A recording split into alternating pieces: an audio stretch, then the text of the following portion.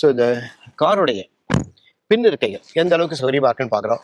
In fact வந்து பார்த்தீங்கன்னா ரொம்ப இந்த ஹெட்ரெஸ்ட் வந்து ஒரு சரியான பொசிஷனில் இருக்குது. இது அட்ஜஸ்டபிள் ஹெட்ரெஸ்ட் கூட, பட் ரொம்ப காம்பேக்டாக இருக்குது. அதே சமயத்தில் ரொம்ப நம்மளை உடம்பை தழுவி ரொம்ப அணைச்சிருக்க மாதிரி ஒரு ஃபீலிங் இருக்குது.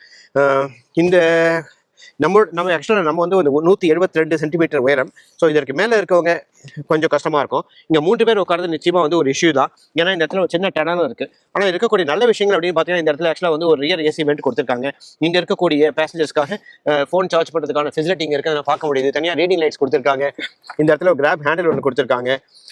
நிறைய ஸ்டோரேஜ் ஸ்பேஸ் நிறைய இங்கே இருக்கிறது பார்க்க முடியுது. இங்கே இருக்கிறது வென்டிலேட்டட் சீட் கிடையாது, பட் இருந்தாலும் வந்து நல்ல சீட்டு தான். நல்ல கம்ஃபர்டபுளான நல்ல ஒரு சரியான அழுத்தத்தோடு இருக்கக்கூடிய சீட்டாகவே இங்கே இருக்கிறதாக பார்க்குறோம். ஜன்னல் நல்ல விண்டோனோட சைஸ் வந்து சின்னதாகவும் இல்லை பெருசாகவும் இல்லை, சரியாக இருக்கிறதுனால சரியான சைஸில் இருக்கிறதுனால நாம் இங்கே கார் வந்து ரொம்ப ஒரு அடைஞ்ச மாதிரி இல்லை, ரொம்ப விசாலமாக இருக்க மாதிரியே இருக்குது.